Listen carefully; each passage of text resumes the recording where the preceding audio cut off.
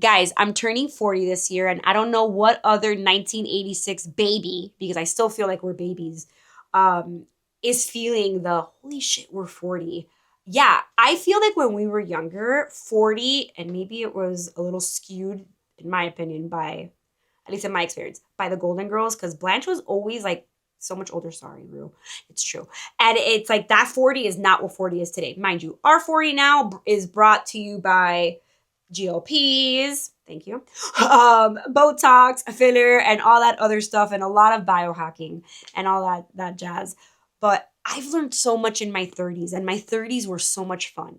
My 20s, Lord, I look back at those pictures and I just want to give younger me such a hug and tell her how proud I am of her and that we've done it and that we're doing it and that we're getting to the places that we want to get.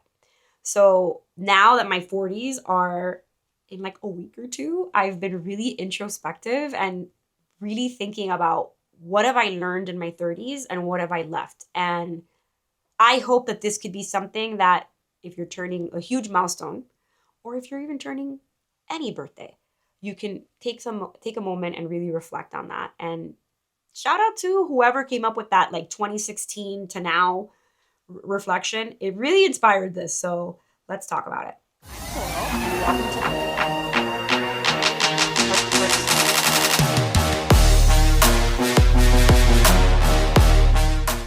When I look back at my life and I think of what I endured in my 20s, that would never happen now. Like what I have had to learn to never put up with is now what I am teaching you because I'm like, we can learn this in other ways. I didn't have content like what I'm posting now back then. Everything was like beauty videos and like, let's do makeup and not have real conversations. So I'm bringing real conversations into my 40s, authentic conversations, not ones that stem from a place of superiority, not ones that stem from, oh, you have this, well, I have that. I'm just not subscribing to that anymore. And I don't know about you guys. I just don't have the emotional bandwidth to entertain it. My face has subtitles, even with the frozen Botox. So with that, I cannot engage in that. So inauthentic relationships, out. Authenticity's in my 40s. Because the older you get, the less you should care. Respectfully. When I think back at my 20s and think of me in grad school, not knowing what type of therapist I was going to be. And I know now the therapist that I am today.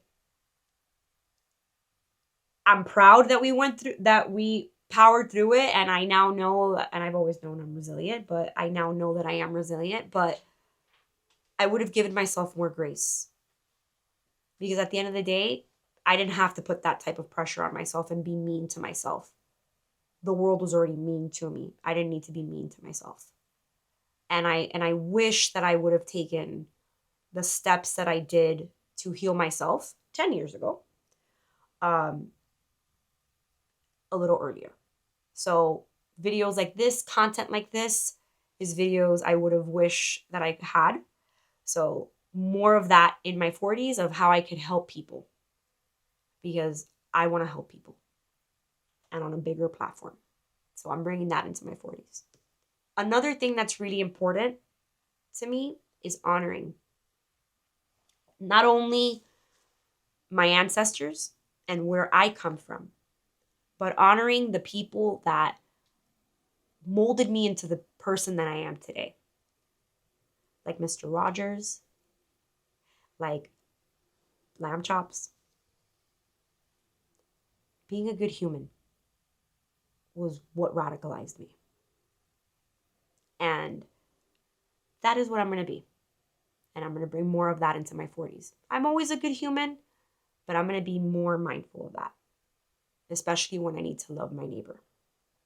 So I'm bringing that into my 40s. I'm also bringing back our music.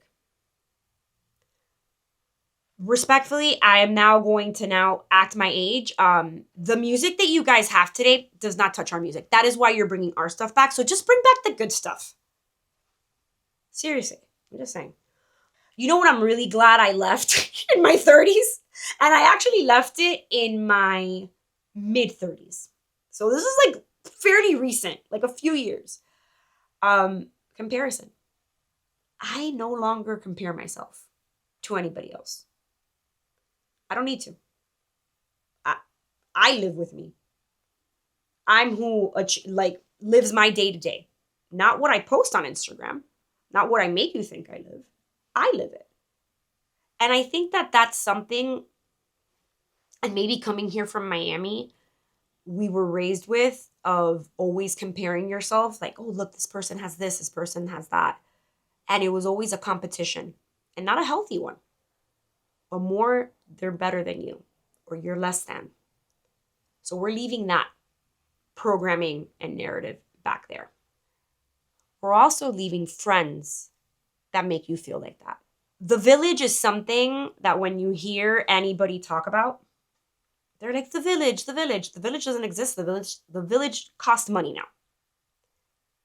And now more than ever, we need to have people around us and in our village that love, support us, champion us, that want us to do well, that don't see us as competition, that don't want to tear us down, that don't want to use us for information, that don't want to gossip, that don't want to steal from you.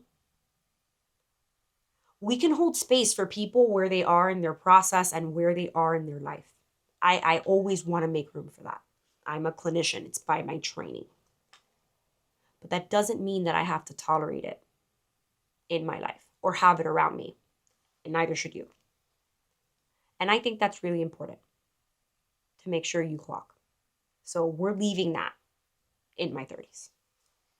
That stays there. And I'm unapologetic about it. I also want to bring back, especially if you're a Gen Xer or millennial, remember when Facebook and MySpace used to have you like list your top 10 favorite quotes? I don't know about you guys. Maybe it's just because I'm a literal queen.